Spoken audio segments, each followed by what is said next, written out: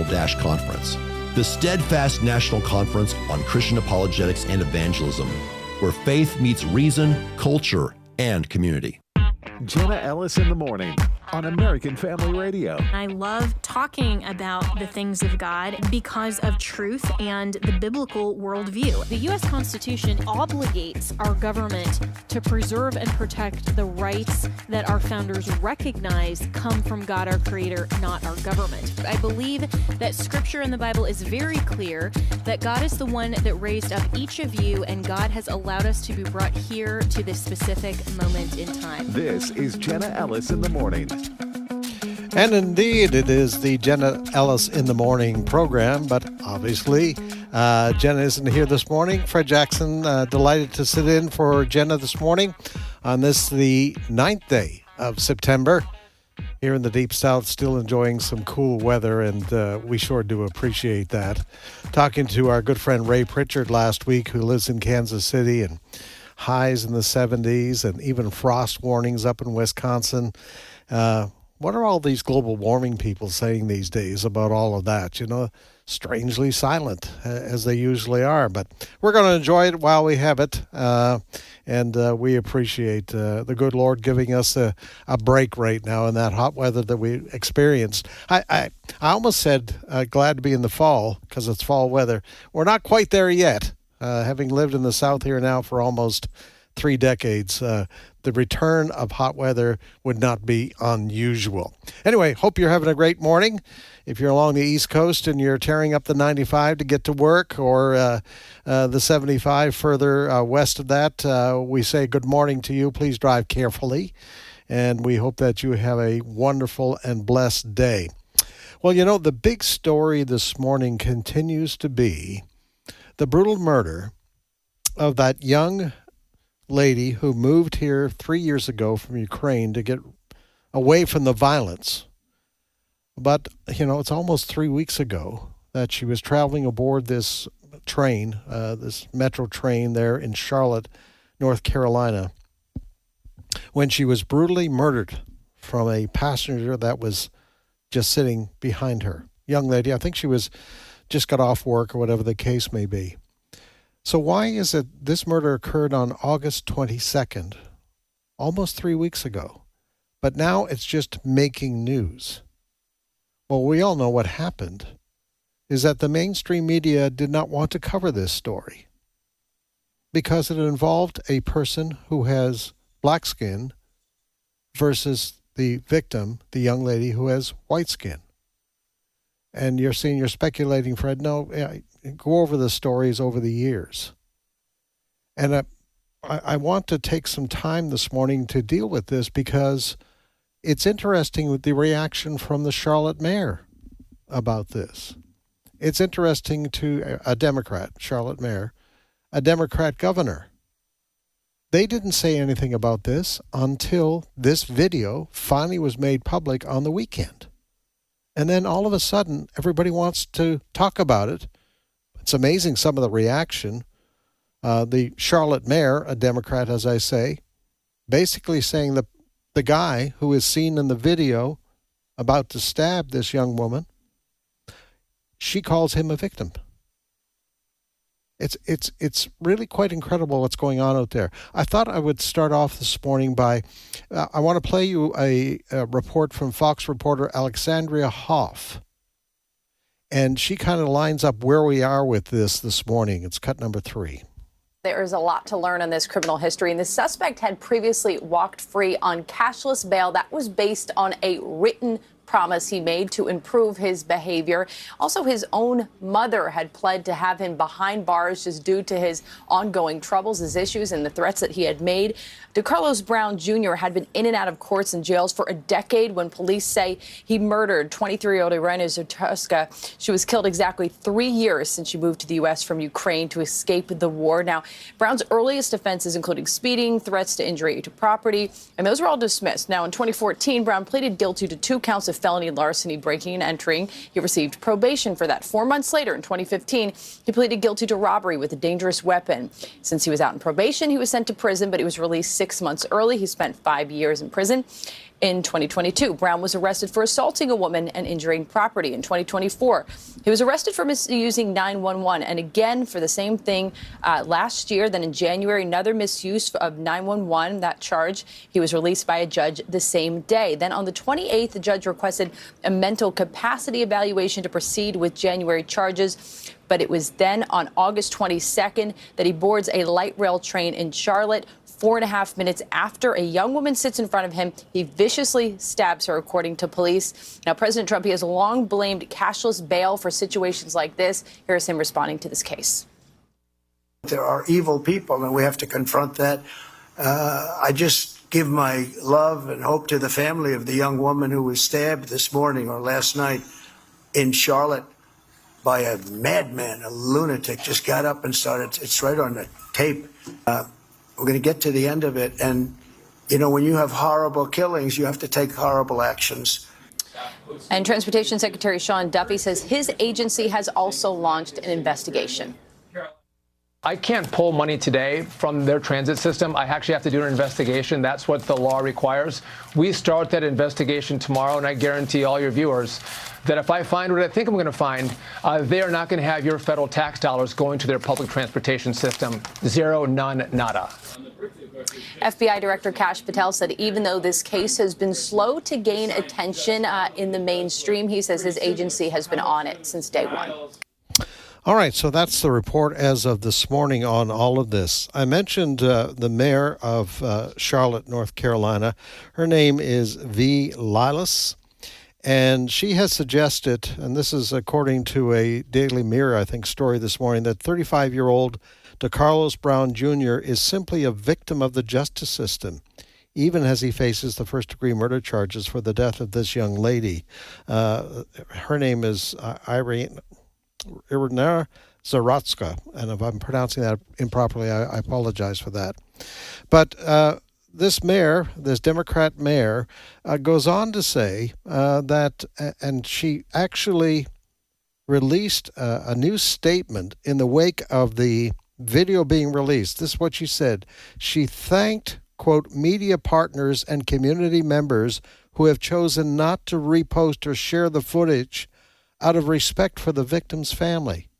No, I'm sorry. I'm having trouble believing that statement from the mayor. What she regrets is that it shows what happened. This guy, who has had encounters with the law over the last 10 years, 14 times, and released because prosecutors just keep releasing certain individuals. Woke prosecution systems. And, of course, at CNN, they're also upset. They're saying the only reason the other media are now dealing with this, Brian Stelter on this, basically saying the only reason they're dealing with it because the person who carried out this, and the mainstream media likes to say the suspect, well, the video goes beyond that. He says the other media, the conservative media, are now talking about this because the perpetrator has black skin versus the victim who has white skin. So everybody who is talking about this now is racist. Well, let's remind people of when George Floyd was killed by a white police officer in Minneapolis. The media was on that right away. Also, you remember Daniel Penny? That incident in New York? He is the retired Marine who was charged after he put a black man who was acting very irrationally aboard a subway in New York, put him in a headlock, and that the black man died. And the mainstream media just went ballistic against Daniel Penny. You know, he's got to be crazy because he was a Marine. Thankfully, he was acquitted, that Daniel Penny was, of any charges. So, you know, it is sad that we reached a point. So we've got a problem with the media when it comes to skin color, whether they're going to cover the case. But we also have a problem with prosecutors who allow these kinds of individuals to, it's a revolving door. This guy in Charlotte should never been on the street. Should never have been. listening to a comment this morning from Ben Domenech. He's a news contributor at Fox, talking about this. Cut number 4. You can actually arrest your way out of this problem when it comes to all of these different evidence that we have that those level of crimes can lead to increasingly violent crimes. We see this play out all across America. It's the research that the Manhattan Institute in particular has done over the years. And so for anyone to make that claim, it flies in the face of the facts that we know. And that's something that I think, unfortunately, for the Democratic Party, they've so wrapped themselves for years in this ideology that they're not going to be able to get out of it overnight. And I think that it is. And we also have some comments from a member of the Charlotte, North Carolina City Council. His name is Edwin Peacock. Let's listen to what he has to say. Cut number 5. Absolutely. This is a poster child example of someone who's clearly a harm to themselves and harm to others. Our police are doing an excellent job in arresting these types of individuals, but we have a court system that's overwhelmed. We have a North Carolina system that has deinstitutionalized individuals that really should have hospitalization and permanent around-the-clock care. I hope this wakes up a conversation not just around the mental health topic, which has certainly been talked about a lot, but we have to actually follow that with actions. And as sad. Yeah, we have to follow this, and I hope by the showing of this video that people understand that something has got to be done in our judicial system. And something has to be done with our media, too, that they don't favor one story over the other based on skin color. It is not about skin color, folks. It's about conditions of the heart. And, you know, stop like the mayor of Charlotte calling the guy who did this a victim. No, he's not. He was smart enough to be able to get on that train in Charlotte.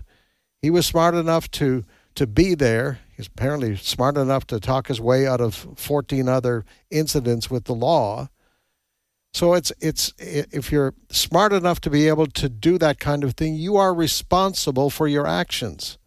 And if a court system deems that you are truly mentally unstable, then they should be in a facility somewhere, not let back out on the street. And we're talking many times people who carry out crimes, and we're not talking just petty theft. We're talking about violence. We're talking about assaults, and they're simply let out on the street.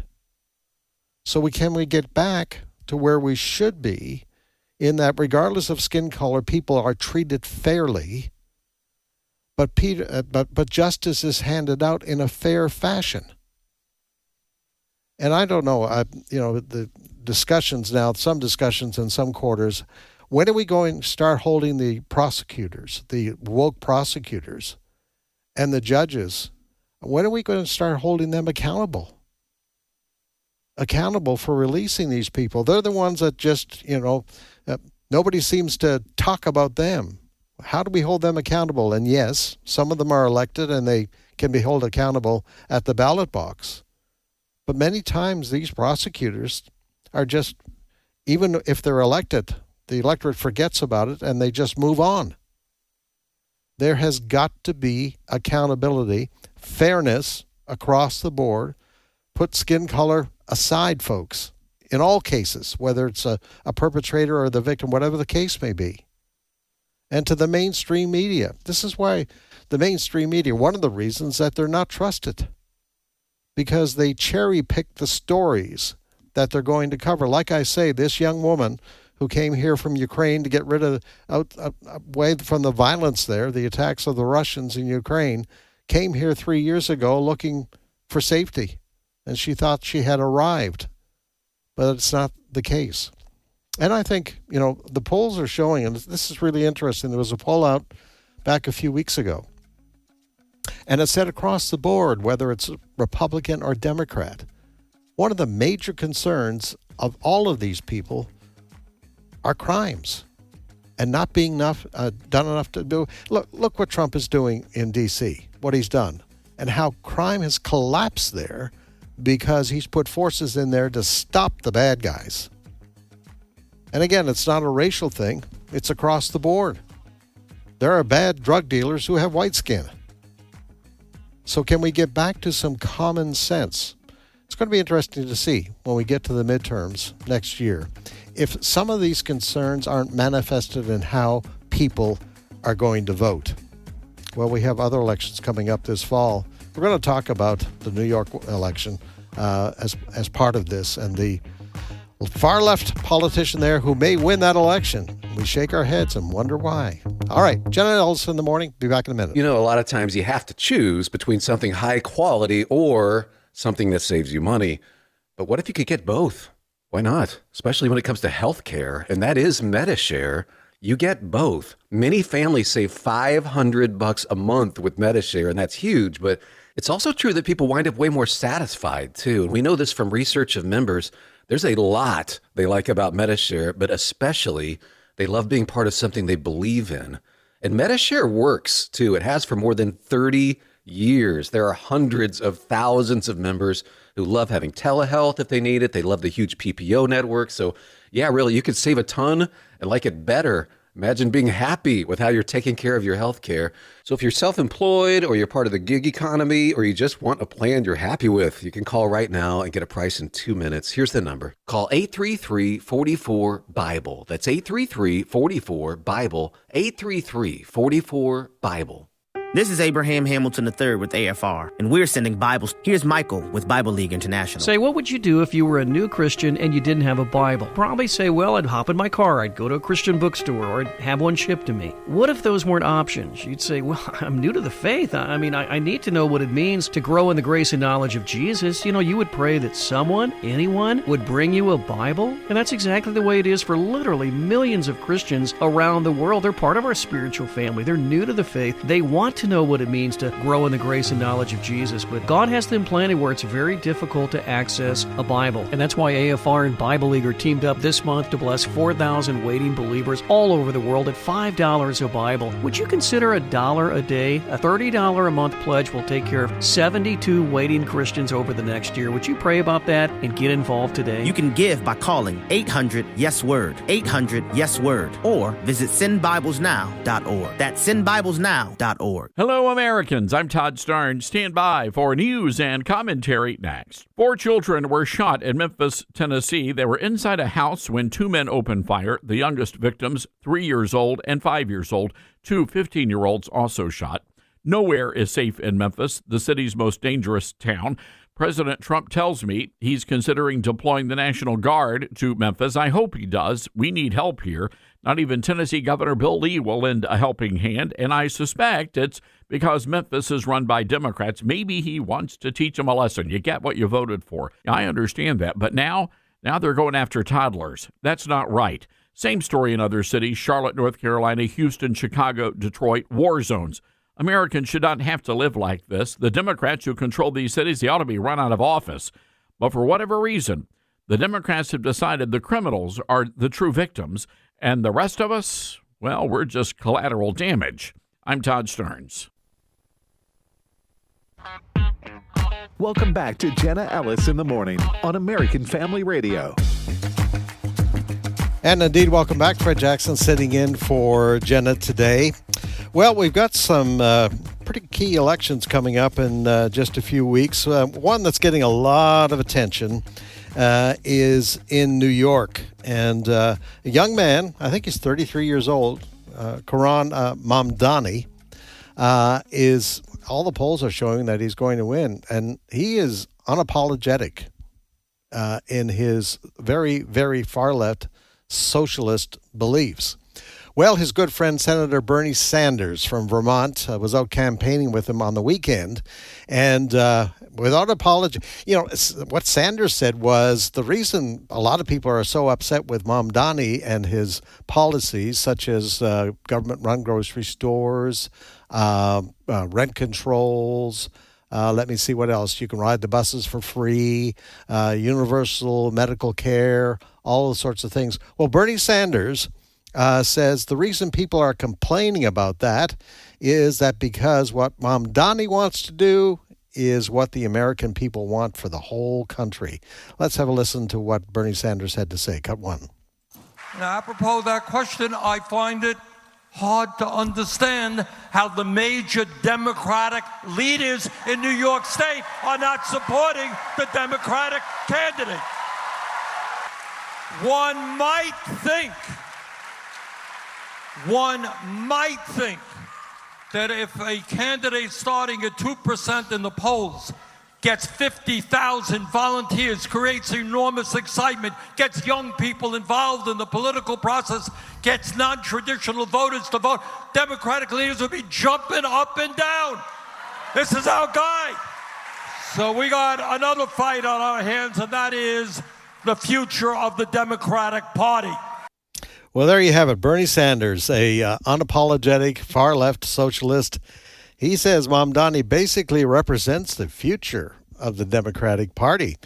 Now, yesterday, a Gallup poll was released, which shows a majority of Democrats now favor socialism versus capitalism, to the tune of 66% of those polled who said they were Democrats have a very positive view of socialism, and only 42% favoring capitalism.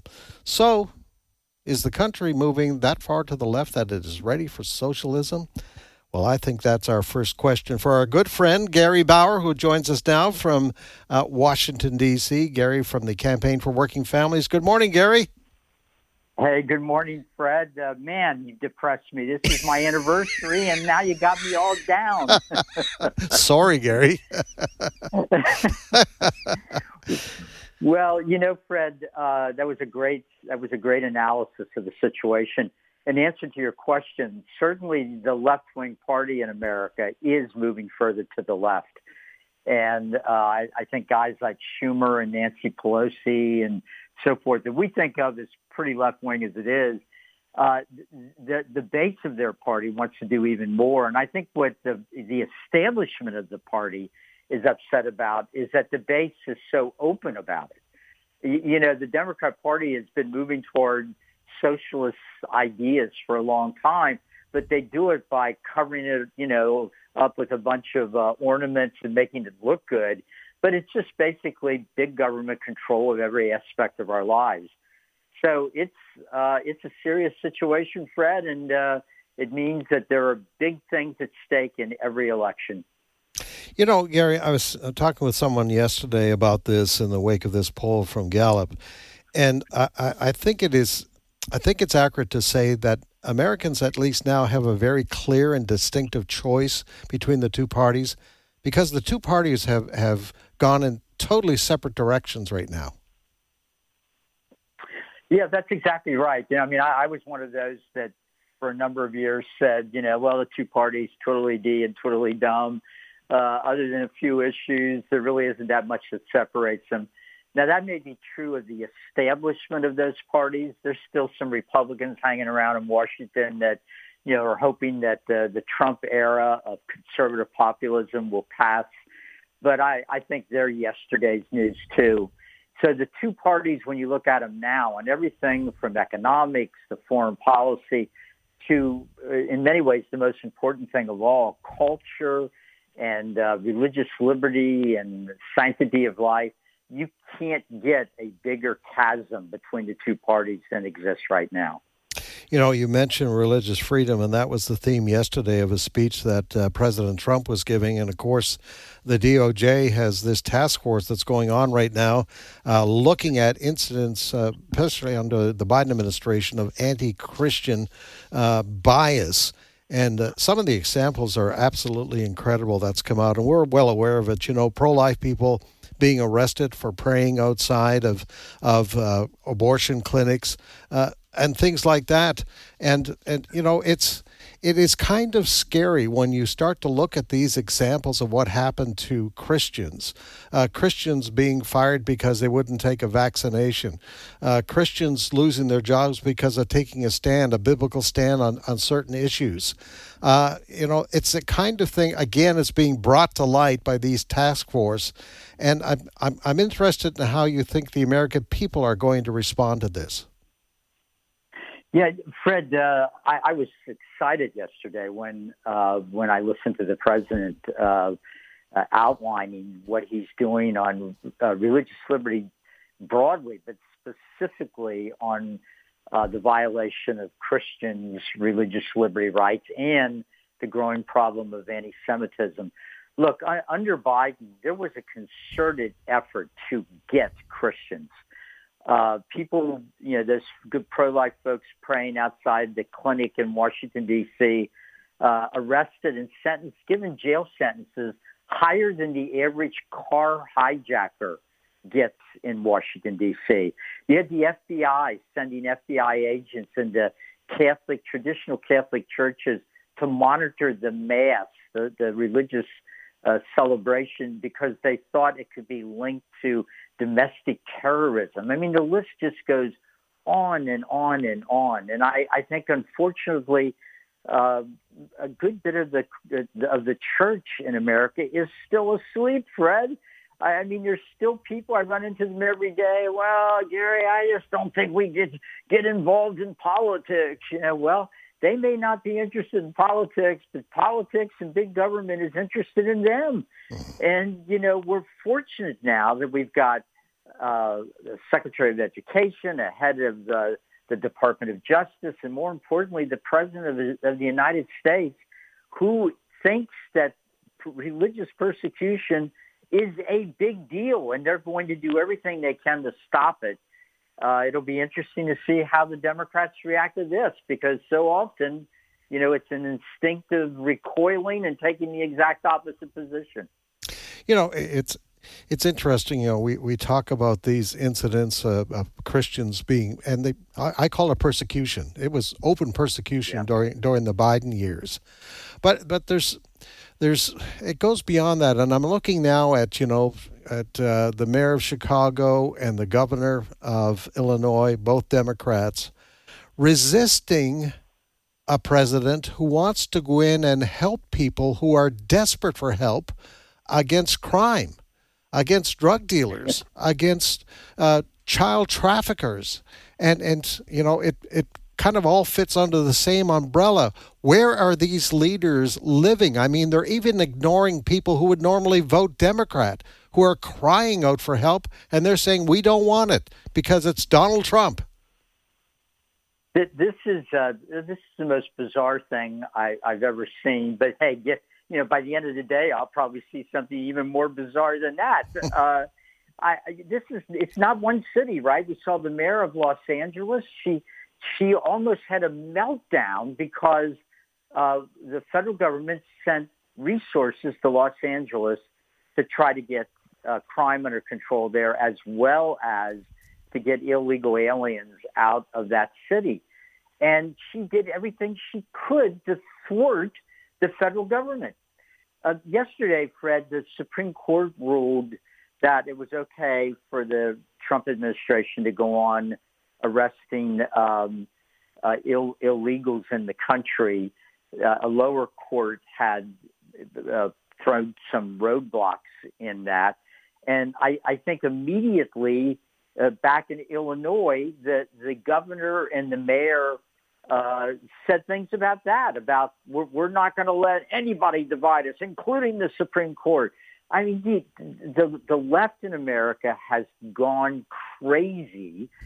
They can't cite the Constitution. They try to violate the Constitution every chance they get. So circling back to where we were before, nobody can sit out these elections. I mean, literally, if we don't stand up, we are going to betray our own founding fathers in the 250th anniversary of our country, and we're going to basically sacrifice our own children and grandchildren to living lesser lives than we have if we let our liberty slip away to this socialist, anti-Christian, radical secular, and I would say really leaning toward outright Marxist political movement that's gaining strength in our country. All right, let's talk about that a little bit because, I mentioned that Gallup poll, 66% of people who identify as Democrats, they favor socialism. Can we take it back to our education system, which I think, and I mean, you were very much involved with the education part of the government during the Ronald Reagan years. So you look at that, you've studied it. But when I see our young people responding in a kind of socialistic ideology to everything out there, and whether it's about Israel or whether it's about, the responsibilities of police and ICE agents and all of this sort of thing. How do you turn around an education system, and I don't think I'm overstating this, that has been a propaganda tool for socialism for so long? You're not overstating it at all, Fred. And I'm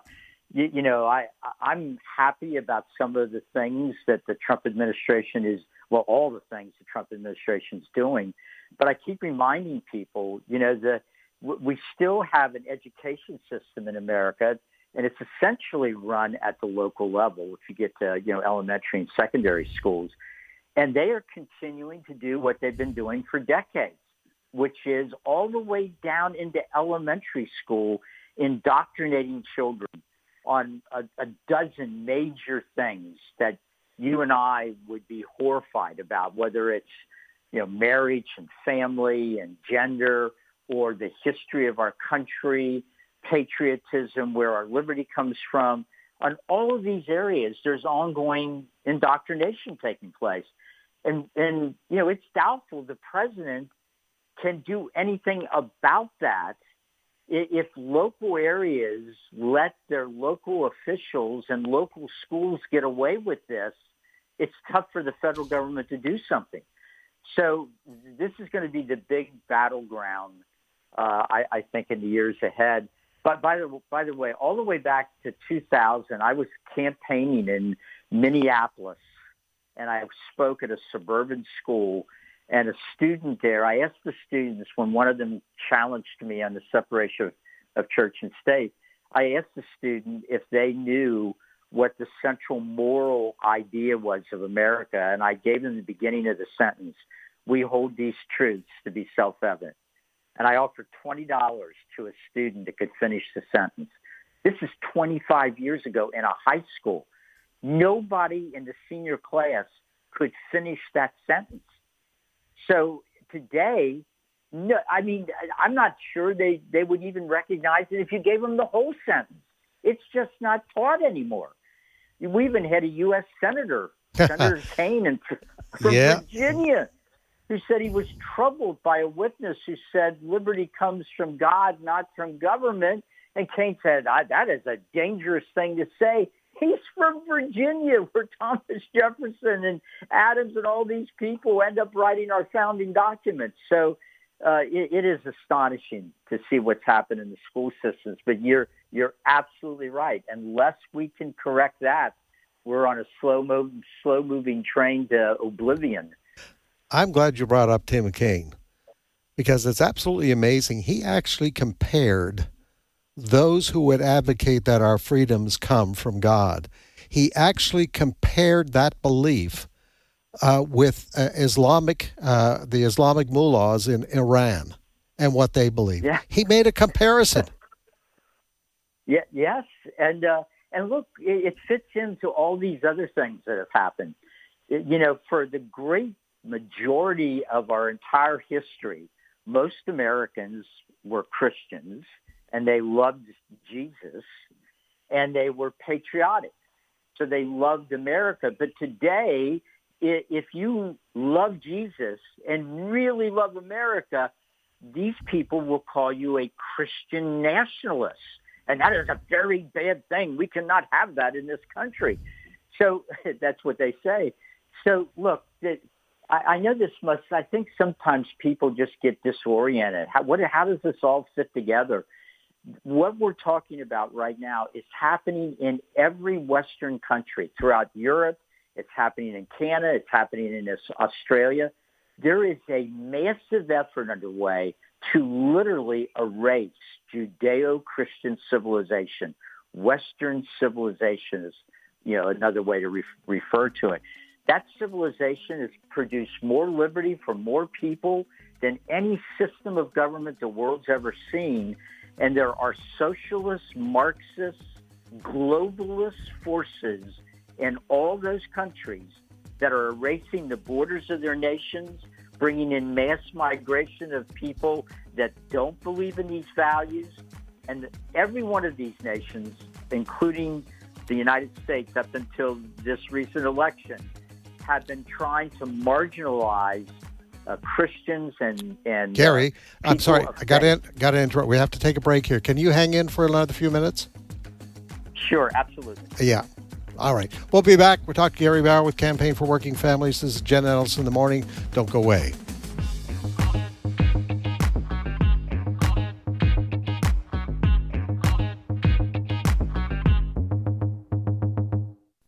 American Family Radio is now available on iOS and Apple TV apps. That means even our content is in the world, but not of the world. Here's where both of you, or each of you, got it right and wrong according to Scripture. That's always our plumb line. And you can download these apps free from your favorite app store. The objective is to make disciples of the Lord Jesus Christ. AFR, available on iOS and Apple TV. And you can find even more app options at afr.net/apps. We don't have to be like the 10 that said it can't be done, it's too big, the Giants are too big. We need to be like Joshua and Caleb and say, you know what, there are giants. This is a massive problem. When you have a nation that is ignorant of the principles that produce a free society, start where you can. It's the only way I know. It's a little bit at a time. Join Walker Wildman and Rick Green as they tackle today's issues from a biblical and a constitutional perspective. At the Core, 1 p.m. Central weekdays on AFR. The ear that listens to life-giving reproof will dwell among the wise. My name is Abraham Hamilton III, and this is the Hamilton Minute. The book of Proverbs is one that flows with abundant insight for wisdom. It shows that one of the most prominent qualities of wise people is that they welcome and even celebrate life-giving correction. In today's world, overrun by cultural Marxism, there is much discussion as to what segments of our society hate themselves. Well, Proverbs gives the answer. He who rejects life-giving correction despises himself. The truest demonstration of self-hatred is revealed by knuckleheads who refuse to humble themselves and embrace life-giving correction. Loving rebuke saves lives. Correction displays love. Listen each weekday from 5 to 6 p.m. Central for the Hamilton Corner with Abraham Hamilton III, Public Policy Analyst for the American Family Association. Jesus' final words to his disciples were to go into all the world and teach the gospel, making disciples of all nations. For more than 27 years, Tomorrow Clubs International has faithfully answered that call by partnering with local churches in some of the world's poorest nations. Here's a report from a team leader. When children learn to follow Jesus, they become disciple makers, influencing their families and friends. The gospel then overflows into the community, bringing repentance, reconciliation, church growth, and even reduction in crime and substance abuse. More than 500,000 children have learned to follow Jesus through Tomorrow Clubs. Kids also learn practical life skills such as cooking, woodworking, and the English language, preparing them for a brighter future. To learn more about the life-changing work of Tomorrow Clubs International, go to tomorrowclubs.org. That's tomorrowclubs.org. All gifts are tax deductible. Welcome back to Jenna Ellis in the morning on American Family Radio. And indeed, we are back. Fred Jackson sitting in for Jenna today, and our guest online right now, Gary Bauer, going to continue our conversation. Gary, thanks for hanging around there. You said it's your anniversary today? Yeah, it's 53 years. Oh, right. Man, oh, man. And that's and you're only 60 years old. That's... I know, it's amazing. Carol and I met in nursery school and we hit it off right away. So. That's great. That's fantastic. That's the kind of news we love to hear. Hey, Gary, I do appreciate you hanging in there. We were going to talk. I want to talk about some other foreign policy matters, and this kind of links to it. We were talking about our education system, and you mentioned the word anti-Semitism. Have you been shocked by the level that we have seen since October 7th, 2023 on our campuses? And whether it's high school, middle school, and of course university campuses, Trump is trying to do something about this, but the resistance that he has faced to this is amazing. It has been shocking, Fred, and really deeply disturbing, and it should worry everyone, particularly Christians, because we have a special relationship with the Jewish people. Look, it seemed like it happened suddenly, but it's obviously been simmering for a long time. The universities have been a major problem, and you've got these professors, many of whom are anti-Semitic themselves, and then they're teaching these students a sort of warped view of history.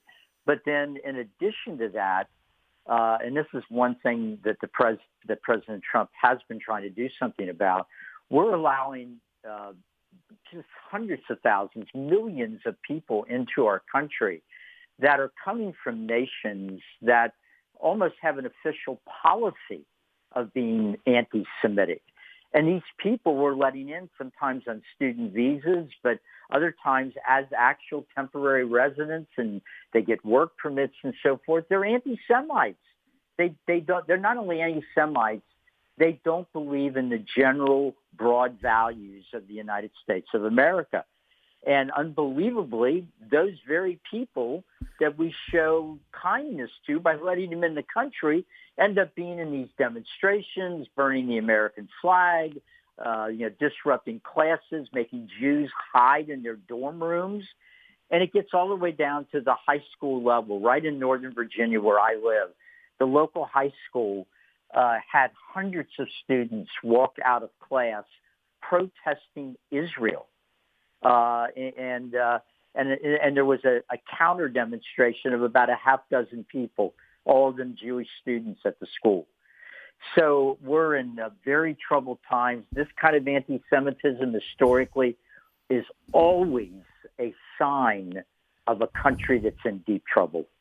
Yeah, and I think that anti-Semitism has certainly taken over in many of our newsrooms in this country. The way they're covering Israel's response to the Hamas terrorist attack of October 7th, 2023, Israel has become the bad guy in this, it's incredible. It's incredible. It is, and there's a little bit of irony here. The Jews were living in Jerusalem when Washington, D.C. was literally still a swamp. So they are the indigenous people. Usually the left's all in for the indigenous people, right? But not this time. And I really do think, Fred, that there is a deep theological thing going on here. I believe when God tapped Abram on the shoulder and said, hey, Abram, I will be your God and you will be my people, and he who blesses you I will bless, and he who curses you I will curse, that Satan was hanging around and said, oh, yeah, well, we'll see about that. And as a result, the Jewish people in Israel have continued to play a major role, a major part in the great spiritual warfare that is going on all around us. I wasn't surprised at all where that deranged, demonic-possessed shooter in Minneapolis that killed those Catholic kids wrote in his writings that 6 million Jews weren't enough. We need to kill them all. So he hated Christians and he hated Jews. It's not true what the media said. Oh, he hated everybody. No, he hated Christians and Jews. Yeah. I want to talk to you a little bit and get your thoughts on what's going on with regards to what Israel is doing in Gaza right now. There's a headline this morning: Israeli military urges full evacuation of Gaza City ahead of an expanded military operation. In your mind and looking at this, how does this battle come to an end? Well, that's the question that we're all asking, and no doubt the Israeli government is asking it too. It's hard to imagine what they're going through, Fred. I was with someone who the other day that lives there with his family in Jerusalem. He's was born Jewish but became a Christian convert, and he said, Gary, the whole country is suffering from PTSD, post-traumatic syndrome, but he said, but we're not post yet. In other words, the trauma is continuing, and they've been in a state of war since that attack a couple of years ago. So Hamas has made it absolutely clear they're not going to give up. They feel like they have a religious obligation to kill Jews, and that's what they intend to do. So I'm beginning to think more and more that Gaza, I don't know if occupied is the right word, but they may have to go into Gaza City, crush Hamas completely, and then get the rest of the Arab Muslim world to step up and rebuild Gaza into something other than a haven for terrorist groups like Hamas. We'll have to, I guess, just wait and see. But the status quo and repeating the same cycle and over again, that doesn't make any sense. Does it appear to you that Israel has learned its lesson? Because what was it, 2009? I may be wrong on my date there, that Israel cleared out of the Jewish people out of Gaza and handed it over in hopes of that would generate a peace. But, it was, I guess we can do some Monday morning quarterbacking here and saying that was naive. But has Israel, do you think, learned now that these people don't want peace, Gary? They want Israel off the face of the earth. Yeah, that's a great point, Fred. I hope they've learned that lesson of history. The Jewish people are a lot like free people everywhere. We always are looking for the best in people. We want peace. We don't like being at war. We think if we just reach out and show people we mean them no harm, that they will want the same thing. Fred, that the day of that terror attack, the big one I guess it was I think it was October of a couple of years ago now. 23, yeah. The people that came in during that attack, many of them were workers from Gaza who every day had been coming to jobs in Israel. And they found out in retrospect that while these individuals they allowed to come in and work in Israel, while they were there, they were taking down information. When guards are changed, how many soldiers are in a particular barracks, when this happened, what that happens. And so, again, Israel's goodwill, let's provide jobs for these people so that families in Gaza can put food on the table, was paid back with this horrible terrorist attack in which they killed 1,300 Israelis. I don't even want to describe or go through it again. I mean, just unbelievable things done to families in Israel. And within 72 hours, it was forgotten, and people were already demonstrating against Israel in places like New York and Philadelphia and so forth. We have a wonderful ambassador in Jerusalem right now, Mike Huckabee, who is standing strong. And we've interviewed him a couple of times now. And I say he's standing strong, but based on his biblical beliefs of what God feels about Israel. Yes, I mean, what timing of, I think it's God's hand in this. Ambassador Huckabee is exactly the right man to have in a position at this time. And he is obviously a Bible-believing Christian. And our Bible tells us, those of us that are evangelical particularly, we don't think it's a coded message or that the words of the Bible mean something else than what they say. The Bible tells us that Jerusalem and Israel will continue to be at the center of world events all the way until Christ returns to this earth. And when he returns, he doesn't appear in Washington, D.C., he appears in Jerusalem.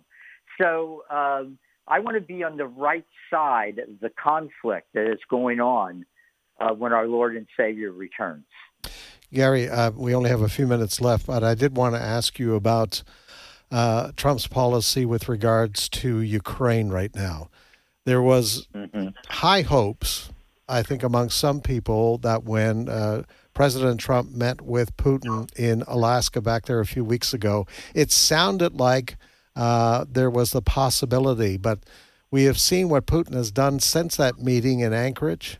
and his attacks have intensified on civilian populations in Ukraine. And so I just wonder, has this become a vulnerable aspect of Trump's foreign policy? It looked like he was trusting Putin. And just your thoughts on how what happens now, because Putin, a lot of people feel that Putin has no intention. He doesn't want a ceasefire. He certainly doesn't want peace talks. He wants to take over Ukraine. So how does that impact the Trump administration and its reputation with regards to foreign policy? Yeah, so, wow, you got an hour.